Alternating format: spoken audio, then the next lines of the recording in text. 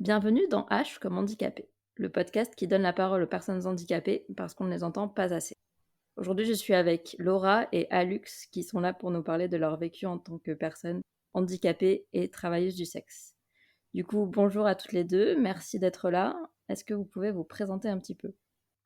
Bonjour, oui, moi c'est Alux, j'ai 40 ans. C'est pas facile de se présenter, on sait pas par quel bout, parce que j'ai plusieurs identités oppressées, on va dire. Mais là, pour ce qui nous intéresse sur le podcast, en fait, du coup, moi je suis atteinte d'un syndrome d'Ehlers dans l'os, ce qui fait que j'ai beaucoup de tendinite et que je suis très fatiguée. C'est un peu ça ce que ça donne dans ma vie et je dois parfois marcher en canne, ou je dois parfois, enfin voilà, parfois avoir des vêtements compressifs ou trucs comme ça. Et donc, j'ai commencé le travail du sexe il y a pas si longtemps, il y a 1 an, mais ça fait hyper longtemps que je réfléchis sur les sexualités. J'ai fait du porno aussi, et je suis assez militante depuis 20 ans dans les milieux queer alternatifs, anarchistes et punk. Voilà. Et toi Laura du coup? Moi c'est Laura, j'ai 27 ans, ça fait 5 ans que je suis TDS. Niveau des handicaps, c'est plus psychique de mon côté. J'ai des dépressions chroniques avec anxiété et fatigue chronique également. Ce qui fait que c'est un peu difficile au quotidien, on va dire, voilà. Ok. Non mais c'est important de rappeler aussi que la dépression c'est un handicap. Bah là, c'est surtout mêlé à la fatigue chronique. Quand t'as besoin de 3 jours dans la semaine facile pour te reposer, voire 4 parfois, voire 5 parfois, bah, y a plus beaucoup de temps de libre, on va dire. Je comprends trop parce que du coup, moi, avec les douleurs, c'est pareil, quoi. C'est la fatigue qui entraîne la dépression, qui entraîne, enfin, la douleur. Enfin, c'est un cercle un peu sans fin comme ça.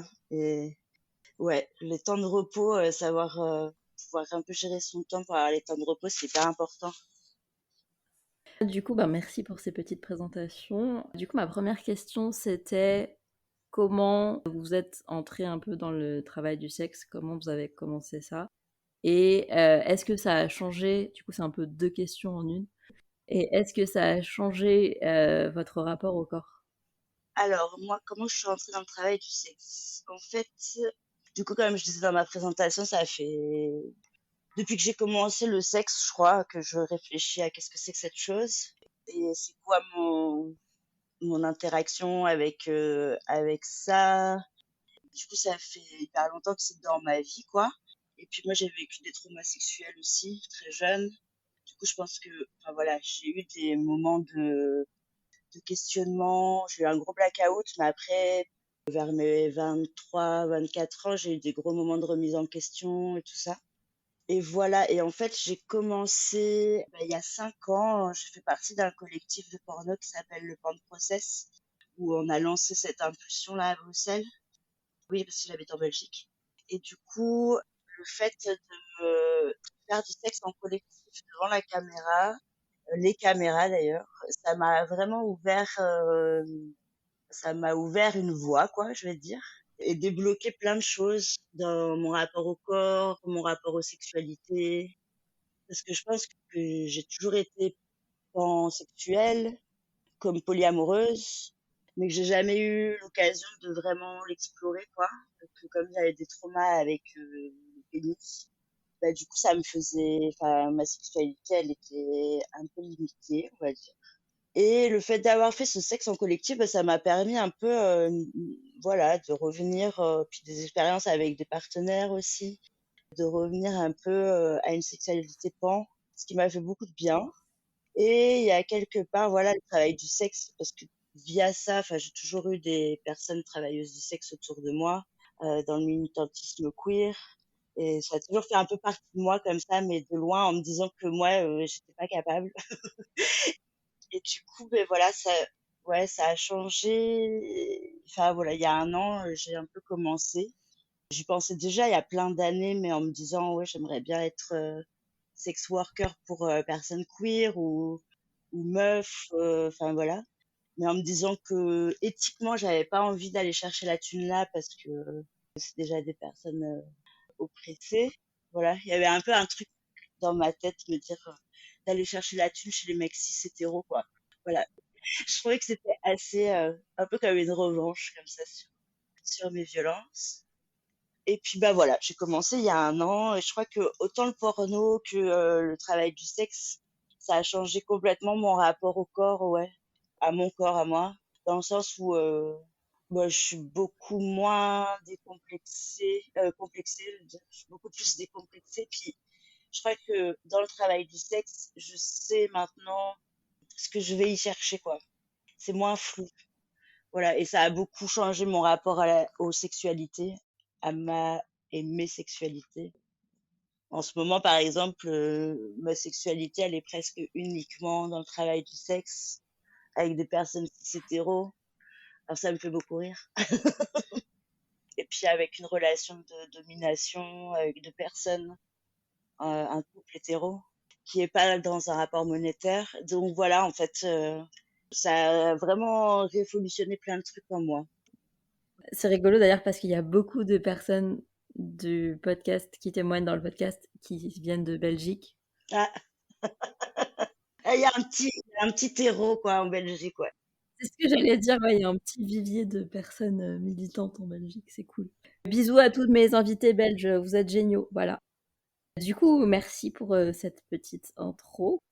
Mais c'est rigolo parce que tu dis que genre tu faisais du porno et maintenant tu fais... Enfin, pour moi, le porno, ça va aussi dans la catégorie travail du sexe en fait. Oui, c'est vrai, c'est vrai. Laura, du coup, même question. Du coup, je me suis lancée là-dedans parce que j'avais déjà des amis qui le faisaient. Du coup, ça m'a quand même sécurisé dans le sens tous les a priori qu'on a et tout. Enfin, ça permet de se déconstruire assez facilement quand il y a des proches qui le font. Et j'avais essayé de faire des petits boulots type inventaire et tout, et c'était vraiment pas viable pour moi niveau horaire. Et enfin, en fait, je me suis fait renvoyer parce que j'arrivais même pas à faire ça, quoi. Bah du coup, je me suis dit, ok, bon, bah il me reste plus que le TDS, bah je vais faire ça. J'ai pas de moulage, je sais pas comment faire, bon, bah go. Et j'étais déjà en couple à ce moment-là. Niveau expérience sexuelle, j'avais pas énormément de bagages, dans le sens où j'avais que eu une seule partenaire. Donc vraiment, je me lançais là-dedans en mode, ok, bon, bah on va apprendre sur le tas, et puis voilà. Et enfin, ça s'est fait très bien au final. Et par rapport au corps, j'étais quelqu'un de très très complexé sur mon corps. Pourtant, je suis dans la norme, on va dire, je suis juste en surpoids. Mais je sais pas, j'ai toujours eu une confiance en moi qui était très basse par rapport à mon physique. Et ça m'a énormément aidé à me valoriser parce que dans ce travail-là, si t'arrives pas à te valoriser par rapport à ton corps, t'y arrives pas trop en fait. Parce que les clients sentent si t'as de l'assurance ou pas par rapport à ça. Ouais, ça m'a permis de m'assumer, enfin, je sais pas, de me trouver bien, quoi, ce qui n'était pas forcément le cas. Et du coup, bah, c'est des points positifs, en fait, c'est vrai qu'on pense pas forcément sur le TDS, mais en fait, il y a vachement d'empowerment par rapport à la vie de son corps, quoi. Ma prochaine question, c'était sur l'infantilisation, parce que c'est un sujet qui revient souvent dans le podcast. Et du coup, c'est un sujet concerne beaucoup d'oppressions, que ce soit les personnes handies, LGBT, enfin peu importe. Et du coup, les personnes TDS aussi. Et du coup, je voulais savoir comment ça se traduit quand on est handi et TDS. Est-ce que ça fait 2 fois plus d'infantilisation? Comment ça se passe? Ben moi, je sais pas parce que, enfin, de mon côté, je le ressens pas trop. Parce que mes clients, je leur dis pas, déjà. C'est le seul avantage que j'ai tiré d'avoir un handicap invisible. Ça me permet aussi de choisir quand je veux le rendre visible ou pas. Après, je dis juste que moi, j'ai besoin de changer de position souvent, en discutant avant les rendez-vous. Voilà, je dis ça. Donc, oui, je sens pas trop. Puis, mon entourage est carrément TDS friendly, donc ou TDS. Du coup, je pense qu'il n'y a pas trop cette. Ouais, je le ressens pas en tout cas. Voilà, je peux pas dire que je ressens ça. Et toi, Laura, du coup, j'imagine que c'est un peu pareil, non? Ouais, je ressens pas trop ça, je le dis pas aux clients non plus parce que bah, c'est pas pertinent pour eux. Par contre, niveau sociétal, ça se ressent quand même un peu plus en fait. parce que c'est ultra stigmatisé, quoi. En fait, moi, ce que je pensais en disant le parallèle entre l'infantilisation des personnes handi et des personnes TDS, c'est vraiment le truc des personnes abolitionnistes et tout qui parlent à votre place, en fait, alors que elles n'ont jamais rencontré de personnes TDS et qu'elles vous victimisent sans vous connaître, quoi. Et c'est un petit peu la même dynamique pour les personnes handi. C'était dans ce sens-là que je pensais à l'infantilisation, quoi. Ouais, après, c'est vrai que moi, je crois que je ressens plus de mon entourage, par exemple, je ressens plus d'infantilisation sur le handicap que sur le TDS, par exemple. Mais bon, parce que voilà, j'ai un entourage particulier et je suis pas out sur le TDS dans ma famille. J'ai déjà dû faire tellement de coming out que bon, celui-là, je me suis dit bon, allez, c'est bon. Voilà, puis mes parents sont plutôt vieux, donc je me dis c'est plus la peine. Voilà. Après, ouais, je crois que j'ai déjà eu des moments d'infantilisation dans le TDS par des clients, mais plutôt de par ma précarité, sans forcément parler du handicap. Enfin, en tout cas, en parlant peut-être, mais de façon détournée, voilà, pour dire que j'ai des douleurs et tout ça. Ouais, j'ai plus senti l'infantilisation de mon sexe plutôt que de mon handicap par rapport au fait d'avoir un vagin et être remise à un genre féminin. Et du coup, ouais, c'est plus dans ce sens-là. Après, je les rembarre souvent. Voilà, après moi c'est particulier parce que je vends des services sexuels de soumission. Alors moi je suis soumise et c'est plutôt du hard et du BDSM.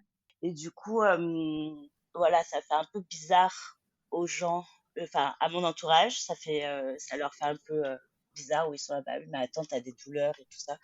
Mais justement, je trouve que c'est intéressant. Enfin, je trouve pas que ce soit infantilisant. Je trouve que c'est intéressant comme débat en fait à avoir sur les choix que tu fais dans ta sexualité ou comment tu peux accéder au plaisir ou comment détourner la douleur pour en faire quelque chose de positif. Et, et oui, les clients, c'est plutôt, je me tape beaucoup de faux clients, donc ils vont discuter, me faire des faux plans, par exemple. Ou, parce que ça, on n'en parle pas assez, des faux plans dans le TDS. Il y en a beaucoup trop. Beaucoup trop. Et je trouve qu'en ce moment, c'est encore pire, quoi. Ils te font déplacer pour que dalle. Ça m'est encore arrivé hier où tu te déplaces jusque chez eux. Et en fait, ils te font dépenser de l'essence, machin, nan, puis arriver devant l'adresse qu'on te donne, il y a personne. Il n'y a plus de nouvelles ou quoi que ce soit, ouais. Ouais. Ah, toi aussi, ça t'arrive. Ça me rend dingue. Mais je suis à Rennes et c'est un peu une des pires villes pour taffer. Il y a beaucoup, beaucoup de fantasmeurs comme ça qui vont te faire déplacer et perdre du temps pour rien. Mais parfois, t'attends genre 20 minutes devant une porte d'hôtel, quoi, et c'est un peu l'horreur. Ouais, je comprends pas ce délire, en fait. C'est au-dessus de mes capacités de compréhension de pourquoi, en fait, faire ça. C'est vraiment dégueulasse. Ouais, du coup, en fait, Alux, ce que tu disais, c'est plutôt l'infantilisation, c'est plutôt par rapport à ton genre que par rapport au handicap. Oui, j'ai l'impression. J'ai l'impression. Après, l'infantilisation de mon handicap dans la sexualité, je l'ai plutôt eu dans mon intimité avec mes partenaires amoureux. Intéressant. Mais comme quoi, en fait, ouais, c'est vraiment ça. L'infantilisation, ça se retrouve absolument partout dans toutes les oppressions. Genre, il y en a pas une où ça. Surtout quand t'en cumules plusieurs, même si t'es pas trop infantilisé dans une oppression, t'es forcément infantilisé dans une autre. Oui, c'est ça. Moi, je crois que j'ai vraiment plus ressenti l'infantilisation des clients par rapport à ma classe sociale. Enfin, tu vois, tu as des clients sauveurs, quoi. Genre, je vais te sauver de là, je vais te payer un appart, tu vas voir. À un moment, j'avais plus de logement et je le disais. Et du coup, ouais, voilà, c'est les clients sauveurs, quoi. Et puis, en fait, après, ils te foutent un gros faux plan, tu vois. Mais voilà, c'est plus dans ce sens-là. Après, comme je dis, le handicap, j'en parle peu. Je pense que c'est un peu erroné, quoi. Mais dans les sexualités, moi, c'est avec les partenaires avec qui j'ai pu être, parce que mon handicap, il s'est déclaré il y a pas longtemps non plus. Enfin, je l'étais déjà, mais voilà. depuis 3-4 ans, c'est dégénérescent, quoi. Enfin, ça s'empire. Et du coup, voilà, ça a été plus des endroits où j'ai été mise, enfin voilà, j'ai été figée quelque part en incapacité de faire ci ou faire ça, sachant que bon, voilà, c'est pas forcément, enfin, le corps n'est pas figé. Enfin, ça peut évoluer d'une façon ou d'une autre, quoi, et que, puis beaucoup dans le fait que effectivement l'acte sexuel, moi, ça me provoque des douleurs, mais que voilà, j'ai envie de choisir. Enfin, je veux dire, marcher me provoque des douleurs. Donc pourquoi pas faire du cul et choisir que le cul va me faire des douleurs. Enfin, voilà. Que les personnes qui ont pu être dans l'amour avec moi, voilà, voulaient pas me créer des douleurs, être à l'origine d'eux. Voilà. Ouais, donc il y a plus de liberté dans le TDS au final par rapport à ça, quoi. Oui, parce que c'est des personnes inconnues, on peut leur raconter ce qu'on veut. Trop bien, trop intéressant. La prochaine question, c'était sur, en fait, pour préparer l'épisode du coup, et même avant, c'est un truc qui est revenu souvent dans les témoignages que j'ai entendus ou lus, c'est le côté un peu care. Enfin, il y a beaucoup de personnes qui trouvent que leur travail et le travail du sexe, c'est un travail d'accompagnement. Enfin, il y a un côté très social dans le travail du sexe qui peut se rapporter au care, quoi. Et du coup, je trouve ça intéressant parce que les personnes handicapées, on se dit pas que c'est elles qui vont nous donner du care, mais que genre nous, personnes valides ou quoi, on doit leur en donner et pas l'inverse. Du coup, je trouvais ça intéressant, genre du coup, j'imagine vu que vous en parlez pas, il doit pas trop y avoir de dynamique comme ça, mais enfin, ouais. Est-ce que vous avez quelque chose à dire là-dessus? En vrai, c'est quasiment omniprésent. Parce que rien que quand quelqu'un vient pour un rendez-vous, bah en fait, c'est surtout de la tendresse qu'il veut, quoi. Enfin, c'est... Après, j'avoue, je suis moins dans le quart depuis que je travaille chez moi. Je reçois les clients chez moi maintenant. Avant, je me déplaçais et là, c'était beaucoup plus facile d'en faire parce que bah, j'ai pas... La notion d'intimité est pas la même. Du coup, c'est plus facile en fait de donner du cœur à quelqu'un dans un autre espace que dans son intimité, je trouve, quand tu connais pas les gens en tout cas. Après, si c'est un client régulier, ça va quoi, mais non, non, c'est assez omniprésent en soi, c'est pas. Ça fait partie de la demande en soi. Les gens, ils veulent pas juste du cul, du cul, du cul, ou alors c'est rendez-vous sur le parking, quoi. Et même rendez-vous sur le parking, bon, je l'ai fait, c'est pas à faire, hein, parce que sécuritairement, c'est vraiment pas top. Bah, il y en a, oui, qui ont besoin de parler, tout ça. Après, moi, ce que je propose, c'est surtout juste du GFE, donc plutôt classique et tout ça, on papote, on fait des câlins, et on explore un peu aussi s'il y a quelques petits trucs qu'ils ont envie, par exemple découvrir leur prostate et tout ça, bah moi ça me fait kiffer, donc je le fais aussi, quoi. Et eux ils sont contents, et en fait ils apprennent sur eux en fait, mais avec leurs limites et tout ça, enfin vraiment c'est beaucoup de communication en fait ce taf. Ce qu'on pense pas forcément. Mais du coup, ouais, je dirais plus que c'est beaucoup de communication, plus que du care, quand même. Je sais pas pour toi, Lux, mais... Oui, c'est plus de la communication, ça c'est vrai, je trouve. En tout cas, c'est plus un apprentissage de communication. J'ai l'impression que nous, on est dans la pédagogie de leur apprendre à communiquer sur leurs désirs, sur le consentement aussi. Enfin, respecter le consentement de le nôtre. Mais après, ouais, moi, comme mes services, ils sont quand même assez spéciaux et que du coup, je suis déjà directe dans la sexualité souvent. Enfin, pour moi, c'est une façon. En fait, le care, je le vois dans les deux sens parce que du coup, moi, si j'ai commencé le travail du sexe, c'était aussi, j'ai beaucoup réfléchi à qu'est-ce que j'allais proposer comme service, qu'est-ce que je suis en capacité de proposer comme service surtout.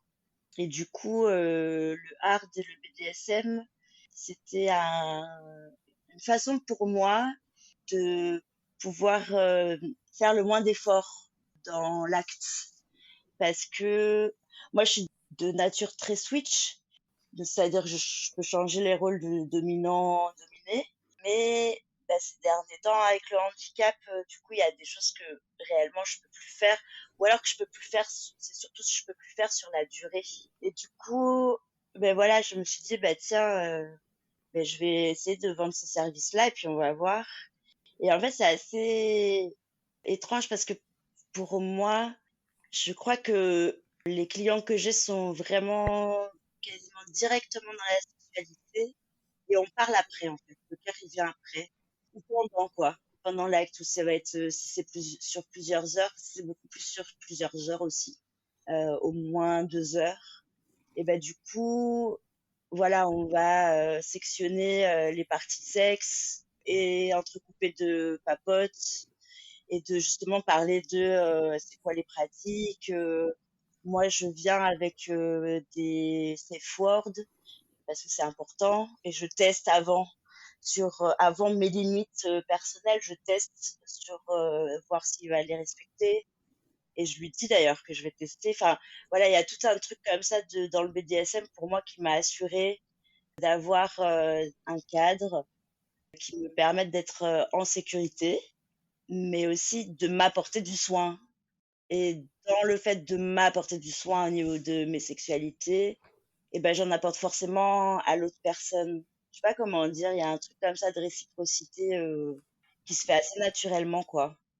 Mais en fait, enfin, moi, quand je vous entends parler de ça, du coup, ça a l'air quand même fatigant de genre communiquer, discuter et tout. Enfin, peut-être parce que je suis introvertie de base, mais je sais pas, il faut quand même avoir l'énergie de faire ça à chaque fois et tout. Enfin, c'est pas trop fatigant. Ah bah c'est du travail, hein.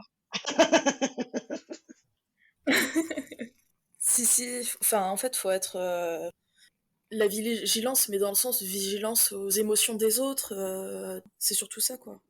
Ouais, je pense qu'il y a ce truc-là. Et puis, en vrai, bah, comme tu disais, Laura, tu vois, moi, c'est pareil, j'ai pas beaucoup de clients, quoi. C'est à peine si j'en fais un par mois, tu vois, j'essaie de les...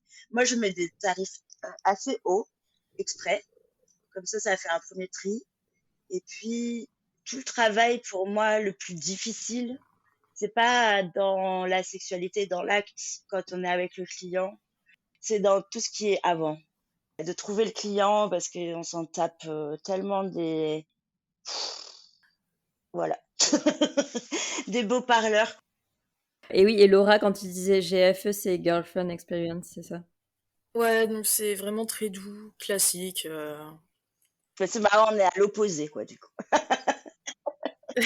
Ouais, mais c'est bien, du coup, ça se complète. Ouais, carrément.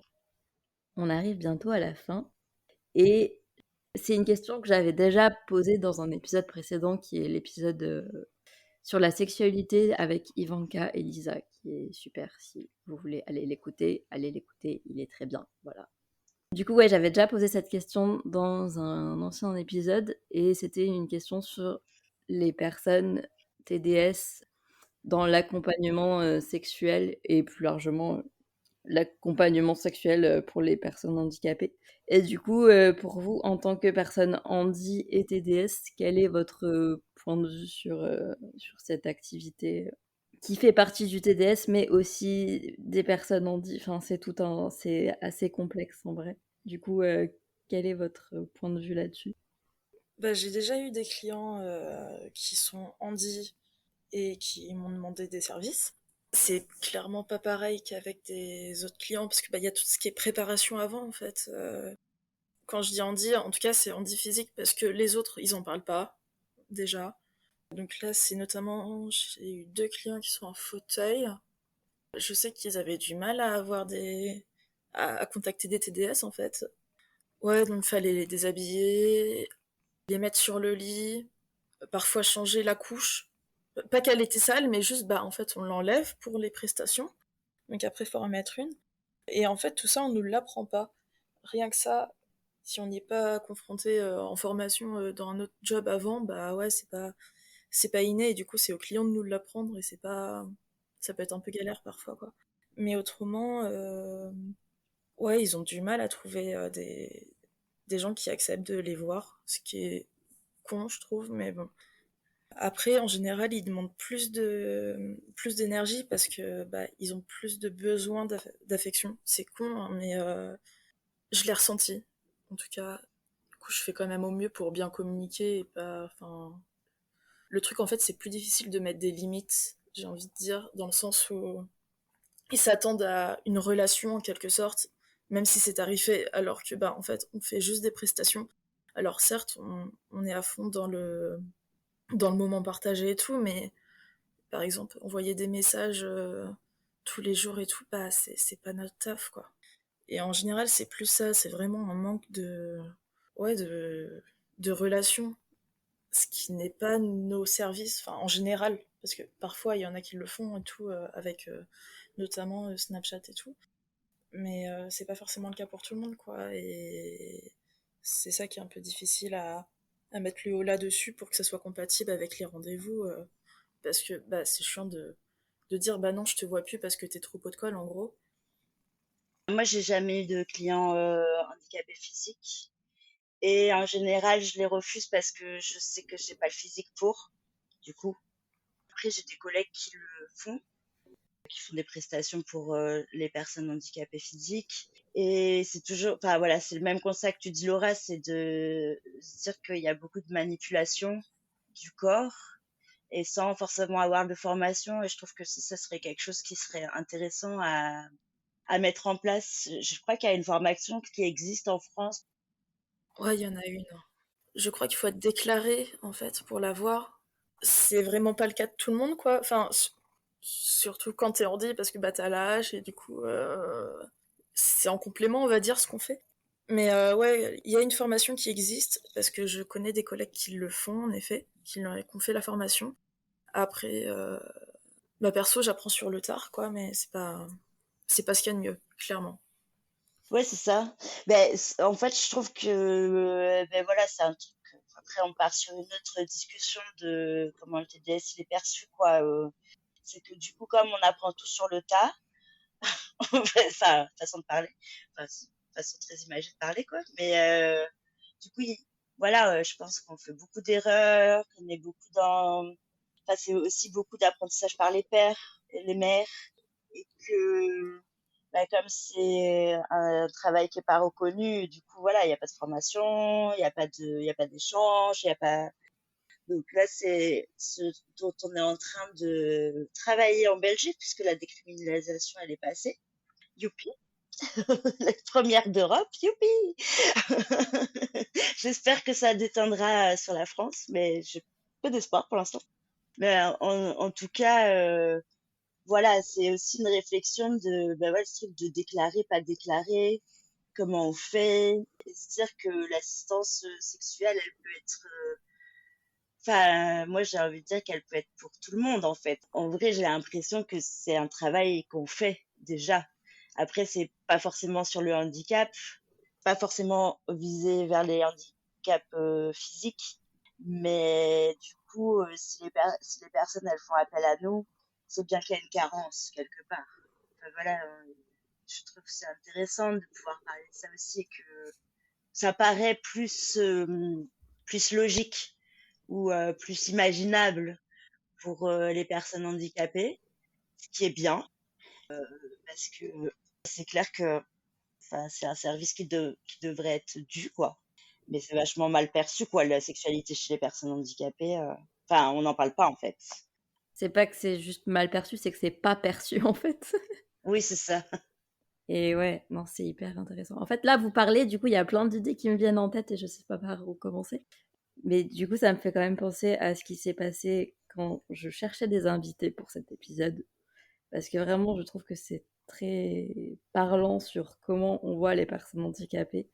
C'est-à-dire que j'avais du mal à trouver. C'est la première fois que je galère autant à trouver des invités pour un épisode. Et donc, j'avais du mal à trouver. Et donc, j'ai fait un appel à témoignages sur Instagram, comme je fais très souvent.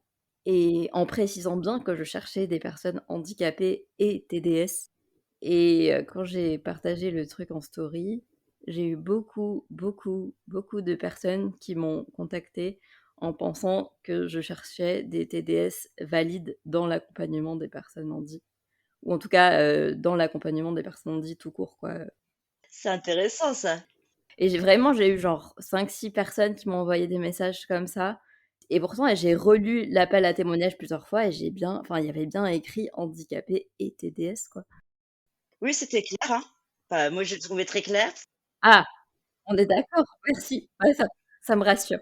Mais du coup, ouais, j'ai trouvé ça hyper intéressant sur comment les gens imaginent la sexualité des personnes handies, quoi. Enfin, genre, c'est forcément dans l'accompagnement et pas forcément dans un truc de où c'est nous qu'on tient les rênes, tu vois. Enfin, genre, c'est forcément on est des assistés, quoi, tout le temps. Oui, ben, je crois que c'est assez symptomatique de comment on perçoit les personnes handicapées tout court. Ouais, complètement. Bah, pour continuer là-dessus, du coup, il y a un type qui m'a envoyé un message qui était du coup pas du tout concerné et son message était totalement à côté de la plaque et il avait pas compris ce que je cherchais. Et du coup, il m'envoie un vocal après pour me dire ah désolé, j'avais pas compris parce que du coup moi je lui avais dit que je cherchais bien des personnes handicapées et TDS, j'avais mis le et en majuscule et il m'a répondu dans son vocal en disant ah mais handicapé et TDS, je pense que c'est assez improbable de trouver et tout. Et ça va tellement énerver. Bah ouais, parce que en fait, il y a masse de TDS qui sont en général des handicaps invisibles ou chroniques, et en fait, bah, qui n'ont pas trop le choix de faire d'autres tafs parce que c'est pas accessible. Du coup, bah, les gens font du TDS, quoi. Mais en vrai, c'est hyper commun. Enfin, je connais masse d'autres collègues qui sont TDS et handi, en fait. À fond. Moi aussi. Ouais, Bah, oui, oui. C'est ça, c'est que c'est vraiment une vision erronée. Enfin, il y a un endroit où le TDS permet une liberté aussi de travail, permet une liberté de. Moi, je trouve que ça me permet de me sortir aussi de la notion de travail. Parce que je travaille, oui, mais c'est un travail qui me plaît. Et puis, j'aime être en contact avec les gens, j'aime être en contact sexuel avec les gens. En plus, je me fais plaisir. Enfin, voilà, je me fais plaisir avec mon corps. Oui, je sais pas, il y a un endroit où c'est des notions dans le travail, normées, on va dire, qui ne sont pas du tout. Où on doit travailler pour être productif. C'est la société capitaliste qui fait ça et que, à l'inverse des arguments des TERF où on capitalise nos corps, bah, en fait, on capitalise des services, mais c'est pas nos corps, déjà, c'est des services, mais c'est surtout, pour moi, il y a un endroit où c'est complètement, le fait qu'il y a un rapport monétaire, on n'a pas le choix. Enfin, on n'a pas le choix. Je veux dire, voilà, on est dans une société où il y a de l'argent. Moi, si je pouvais faire autrement, eh ben, j'aimerais bien.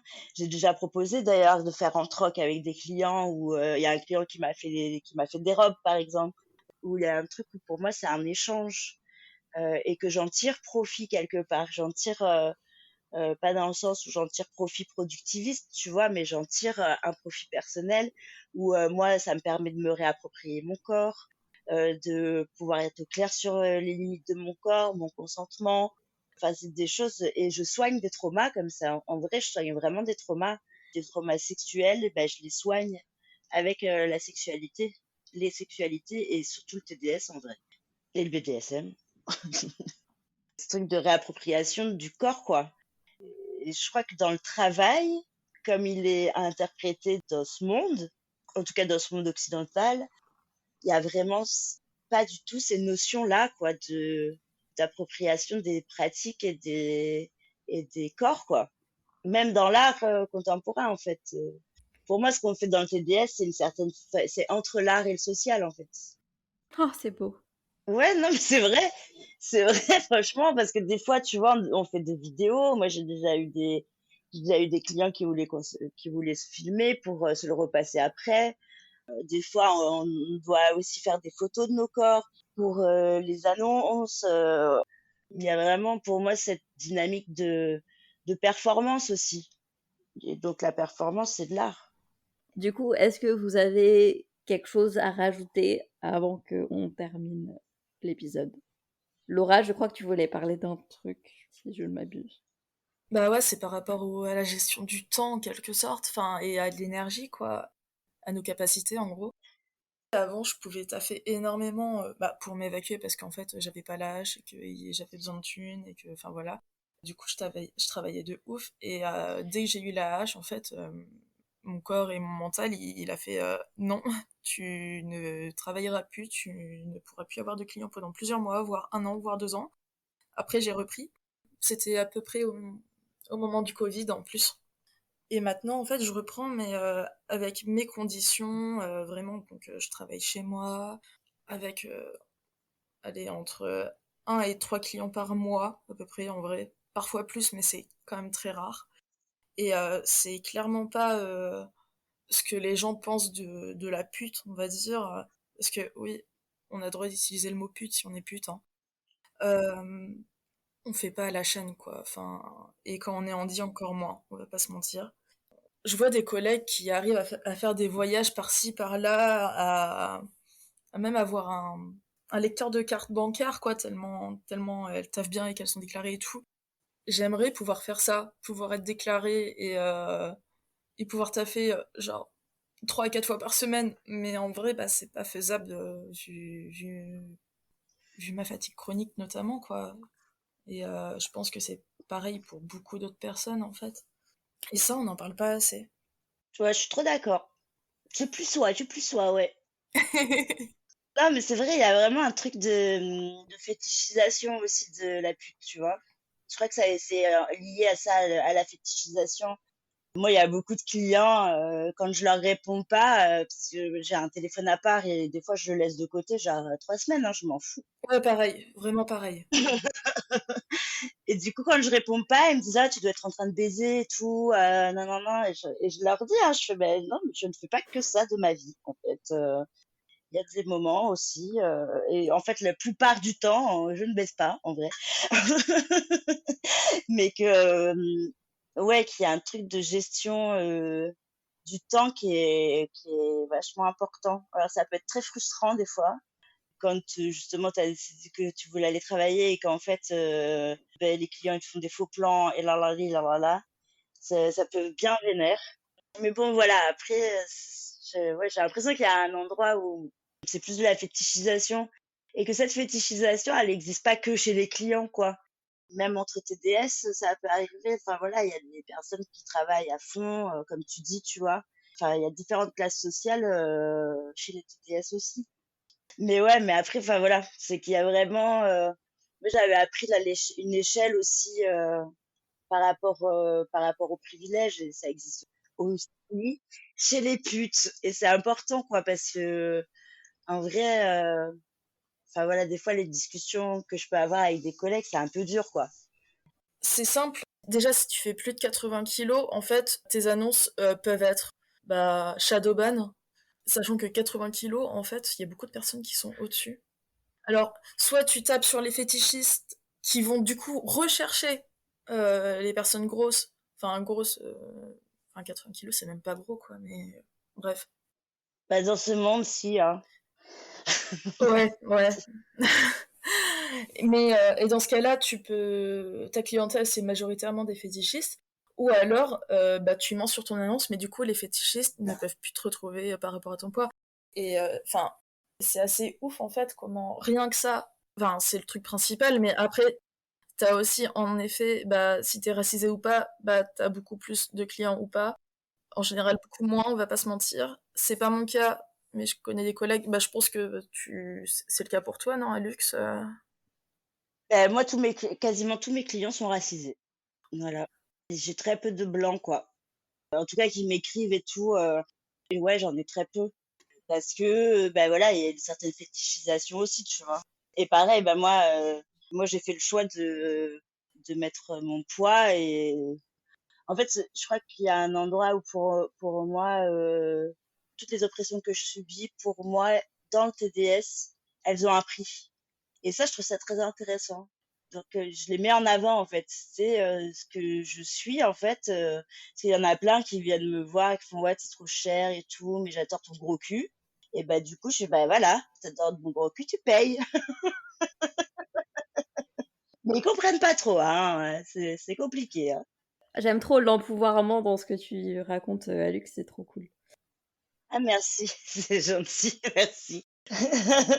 Bah, après, c'est pas pour ça que je gagne des sous, hein. Non, mais je veux dire, enfin, la démarche et comment tu dis que c'est du care pour toi et tout, enfin, c'est trop bien, c'est trop bien. Ça démonte tellement l'image de la TDS victime, machin. Ah mais faut arrêter avec ça, hein. Arrêtez avec ça, le TDS, c'est pas juste de la traite humaine là, c'est pas des personnes exploitées et c'est pas que ça. Enfin, genre, c'est un spectre qui est hyper vaste, comme pour le handicap, comme pour, la communauté LGBT, enfin, comme pour tout en fait et oui, éduquez-vous les gens, arrêtez vos bêtises. C'est pas que ça et en vrai, enfin, la plupart des TDS sont contre l'exploitation, des corps, hein, donc et là, dans les lois, justement, qu'on est en train d'écrire de la décrime, il y a aussi ça, quoi. Comment on lutte contre ça, comment on laisse le choix, comment. Enfin, pour moi, le TDS, c'est un choix, c'est pas. Et je sais que j'ai le privilège, moi, que ça soit un choix. Voilà, je fais ce travail pas par nécessité, je fais ce travail parce que j'ai envie de le faire. Du coup, c'est vrai que c'est saoulant en fait, quand ouais, c'est saoulant. Franchement, ouais. On te dit oui, mais quand même, mais souvent, hein, moi, on me dit des clients, bah oui, mais tu respectes pas ton corps et tout. Je suis là, mais justement, je vous dis, c'est le contraire, putain. Je pense que c'est plus facile de mettre des limites dans le cadre du TDS, dans le cadre du taf, que dans la vie perso, rien que ça en fait. C'est. Mais grave.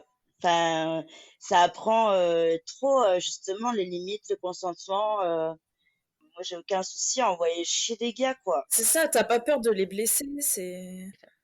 C'est clair. Bon, j'avais pas trop de problèmes avant non plus, mais là, dans la sexualité comme ça, enfin voilà, je suis claire avec. Voilà, parce que de toute façon, eux, ils vont toujours monnayer, hein. T'as beau dire ce que tu limites, eux, ils vont toujours monnayer. C'est un truc de fou. Ah mais merci, franchement, c'est trop intéressant, tout ce que vous avez raconté et j'espère que ça va, dé-aboloiser certaines personnes, si ça fait sens ce que je dis. On croise les doigts alors. Ouais, franchement, j'espère.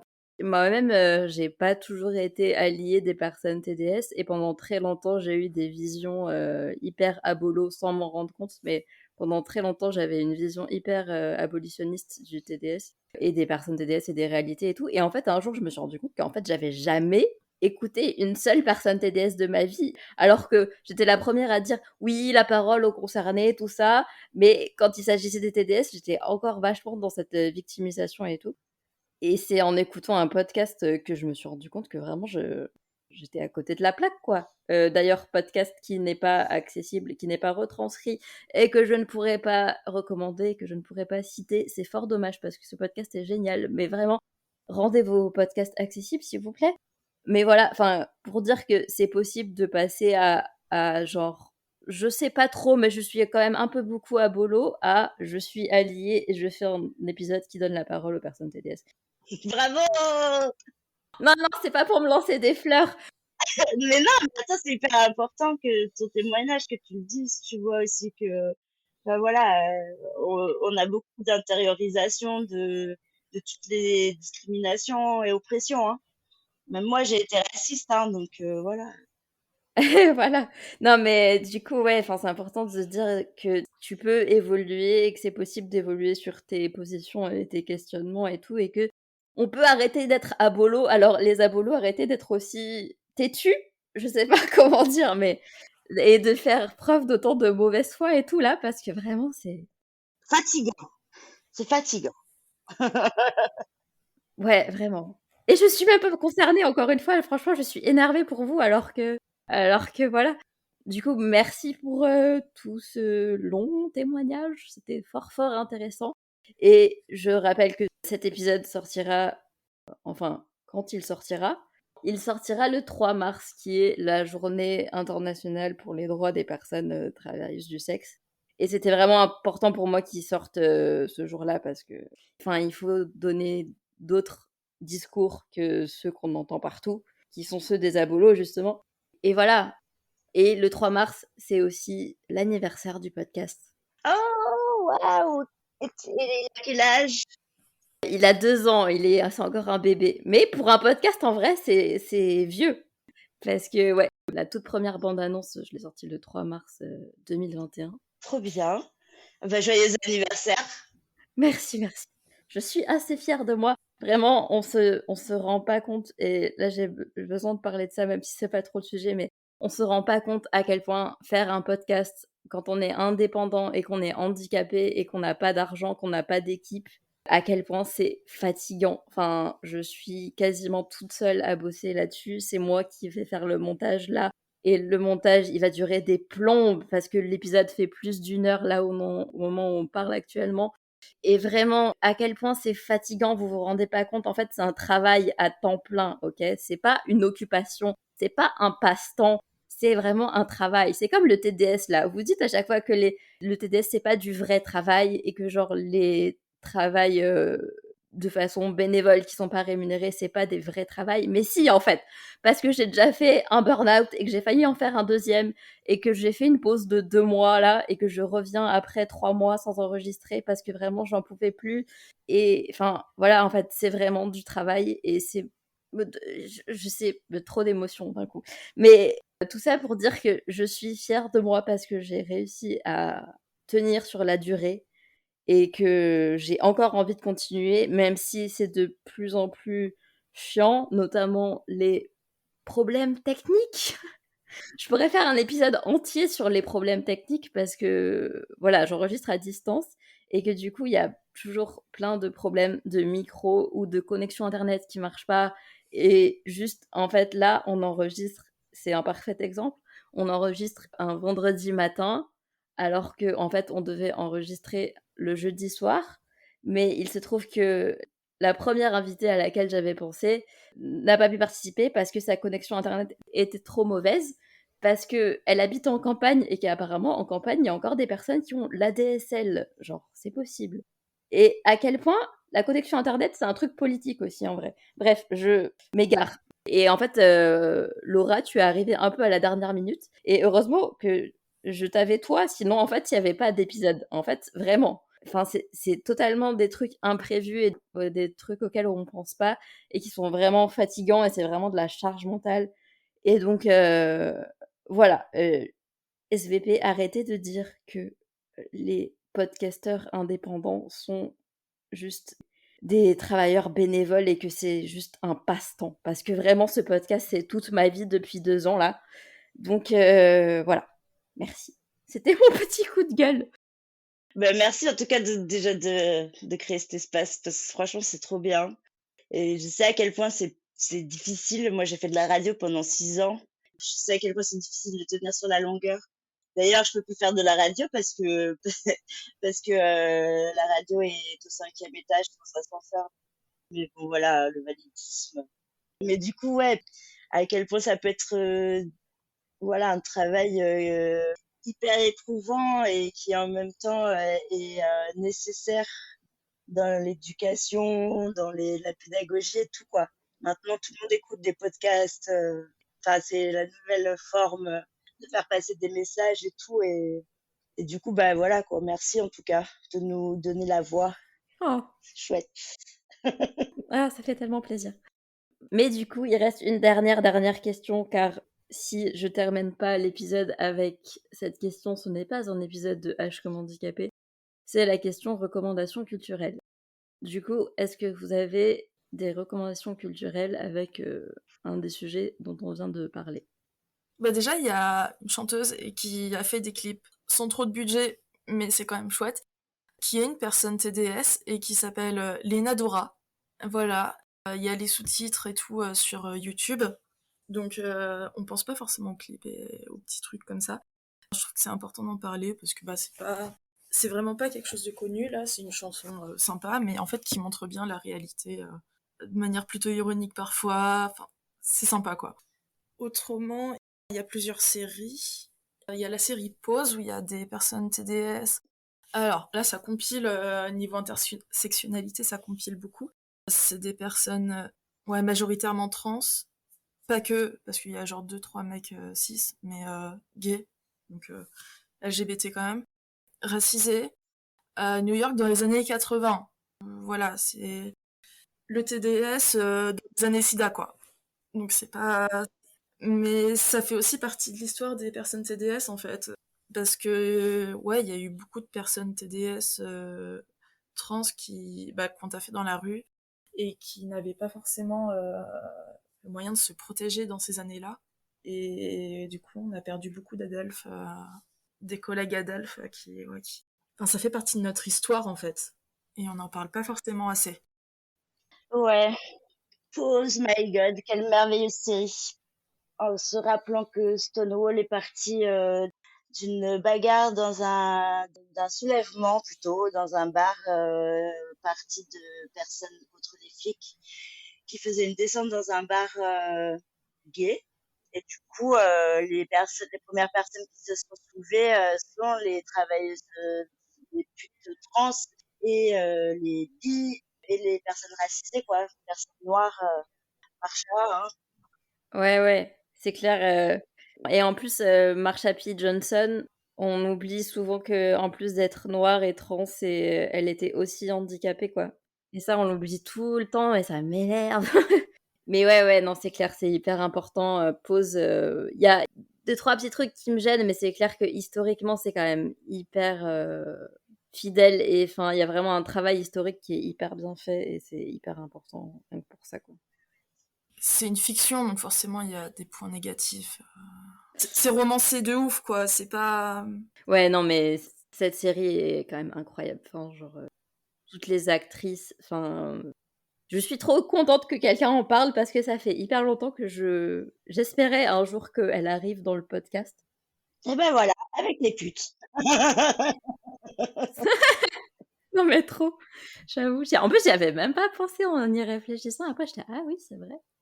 Ok. Est-ce que t'avais une autre reco, Laura, ou pas? Le bouquin de Clou, bagarre érotique, qui montre bien le quotidien d'une personne TDS lambda. Donc Clou, c'est une personne... c'est Klou. C'est une BD. C'est un style graphique assez particulier, je préviens quand même. Mais ouais, ça montre bien le quotidien d'une personne TDS basique qui... Elle est à Bruxelles d'ailleurs. Ouais, elle est en Belgique. Et plutôt punk, queer, enfin voilà. Du coup, Alux, est-ce que t'avais des recos ou pas? Moi, je dirais que comme recommandation, ce serait d'aller sur le site d'Utsopi, UTSOPI, où il y a plein de ressources et puis de voir un peu ce que cette ASBL elle fait. Et sinon, comme autre ressource sur laquelle je suis tombée ce matin, c'est assez drôle, c'est une amie TDS Domina qui m'a envoyé ça, qui est une amie punk aussi depuis longtemps. Je connaissais pas, mais il y a eu un mouvement qui s'appelle le collectif SPK, voilà, SPK. Donc c'est Socialiste Passion Collectif. Et c'est toute un courant de pensée sur anarchiste complètement, mais qui repose justement sur cette dynamique de à quel point le capitalisme il est ancré dans nos corps et qu'il essaye de se réapproprier nos corps tant dans la sexualité que au rapport du travail profit. Enfin voilà, c'est hyper intéressant. Je suis tombée sur cet article ce matin, j'étais là genre mais waouh. Et c'est un mouvement qui date des années 70. Et du coup, ben voilà, j'invite à aller lire. Je peux me donner un lien. C'est un PDF en fait. Et franchement, c'est hyper intéressant ça m'a réveillé plein de trucs où j'étais là genre, mais waouh, voilà, il faut relancer tout ça là. J'ai encore deux petites recos, s'il y a moyen. J'aimerais recommander, du coup, bah, t'as recommandé Itsopi pour la Belgique. Il y a l'équivalent en France, c'est le STRAS. Donc c'est un syndicat des putes. Voilà, c'est le syndicat des putes.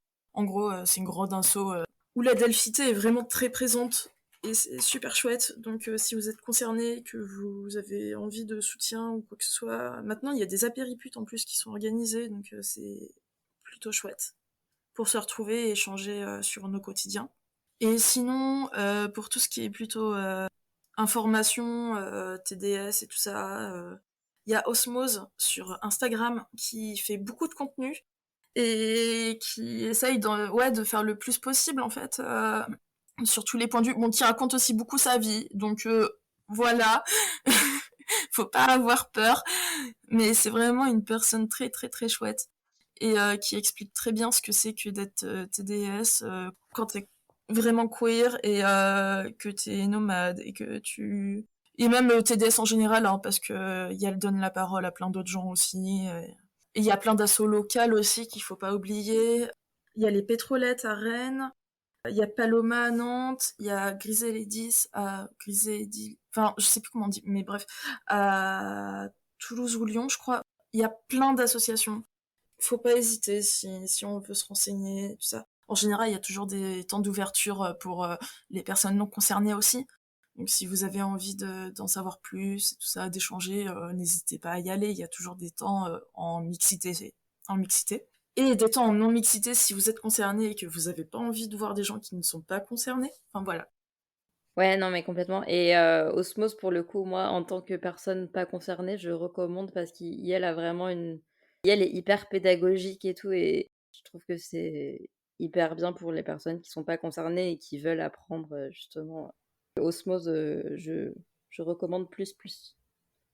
C'est clair, c'est hyper pédagogique et drôle en plus. Donc, Complètement. Du coup, moi, j'avais 2 dernières recos. Un livre qui est pour le coup aussi, je trouve, hyper pédagogique et qui fait un peu écho au podcast parce que c'est un livre qui est rempli de témoignages de personnes TDS, qui s'appelle très sobrement TDS, témoignages de personnes travailleuses et travailleurs et travailleuses du sexe, qui a été écrit par Tan Polyvalence. Et en fait, elle a vraiment recueilli plein de témoignages sur plusieurs années, beaucoup de personnes différentes. D'ailleurs, il y a beaucoup de personnes handies dans le livre qui témoignent, notamment des personnes autistes. Et elle a aussi des témoignages de proches de personnes TDS, que ce soit des enfants ou des partenaires. Et c'est aussi hyper intéressant. Et il y a toute une partie du livre où, à la fin, justement, elle démonte un peu les idées abolitionnistes et les arguments Apollo, et où ça parle de toutes les revendications des personnes TDS.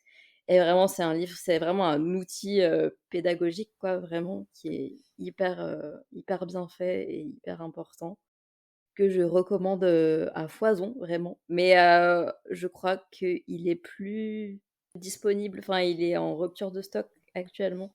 Je crois qu'il est en réimpression. Ouais, il me semble, c'est ça. Ouais. Oh non, trop mignon! C'était l'instant mignonnerie, voilà.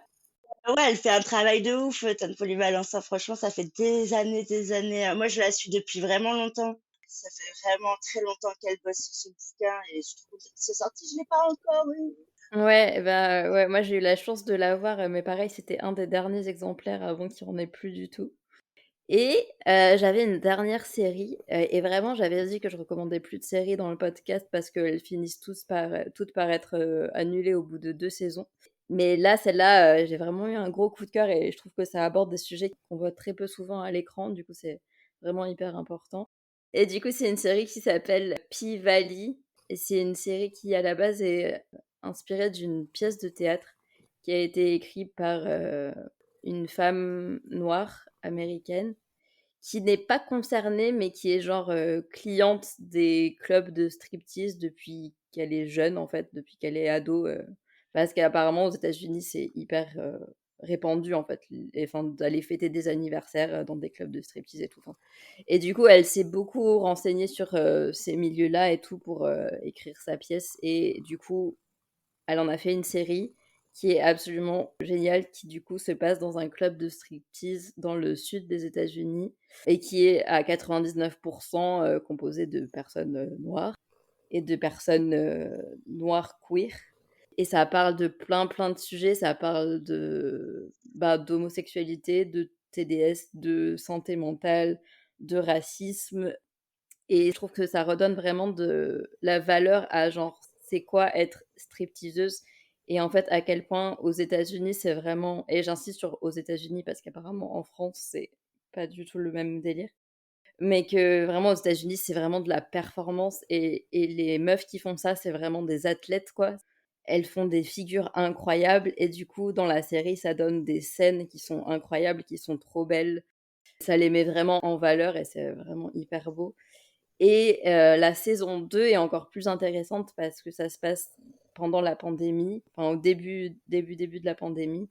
Et du coup, ça montre comment l'impact que la pandémie a eu sur le club et tout ça. Et c'est vraiment incroyable. Enfin, il y a des scènes, ça parle aussi du coup d'homosexualité dans la communauté noire. et aussi d'homophobie, genre dans le milieu du rap et tout. Et du coup, il y a des scènes de sexe qui sont incroyables. Enfin, bref, c'est vraiment des sujets qu'on voit pas assez souvent à l'écran et du coup, je recommande plus. Ouais, ça a l'air trop bien, hein. Oui, c'est génial. Franchement, au début, j'étais un petit peu sceptique parce que, enfin, par exemple, au début, genre la première saison, c'est surtout centré sur un personnage qui est genre la meuf light skin, tu vois. Genre, et je suis là, mais c'est toujours les meufs qui ont la peau plus claire qui sont mis en avant et tout, genre, c'est bon. Et les autres, elles sont un peu au second plan. Et en fait, ça évolue dans le bon sens et c'est grave cool. Et puis, enfin, juste le fait que ce soit des séries qui soient réalisées par des femmes noires. Et je sais qu'à la prod, enfin, il y a aussi, je crois pas qu'il y ait beaucoup de mecs cis blancs dans la prod, quoi. Du coup, clairement, c'est hyper important de mettre ces séries-là en avant. Et du coup, P-Valley, c'est malheureusement disponible en France sur un truc de gros mecs cis blancs, c'est-à-dire Canal+. Enfin, MyCanal, je crois. Mais franchement, je recommande parce que c'est trop intéressant et trop bien fait. Je vais m'arrêter là et on va s'arrêter là parce que là, ça commence à être vraiment beaucoup trop long et je vais avoir 500 heures de montage. Désolée, on a trop parlé. Non, mais en même temps, je voulais pas vous arrêter parce que c'était trop intéressant et moi, j'étais là à boire vos paroles, mais en même temps, à un moment donné, il faut savoir dire stop. Du coup, merci à vous deux d'avoir participé encore une fois, c'était vraiment trop intéressant. Merci à toi Merci à toi pour l'espace. que tu nous offres. Ouais. Et merci au petit chat pour le ronron dans les oreilles, vraiment, c'est trop mignon. Et d'ailleurs, c'est une transition parfaite, mais j'adore quand je fais des transitions parfaites sans m'en rendre compte. Parce que le sujet du prochain épisode, ce sera les animaux. Parce que je pense que vous l'aurez compris, j'ai envie de parler de trucs mignons aussi, parce que j'en ai marre de parler des oppressions tout le temps. Et du coup, il sortira au mois d'avril.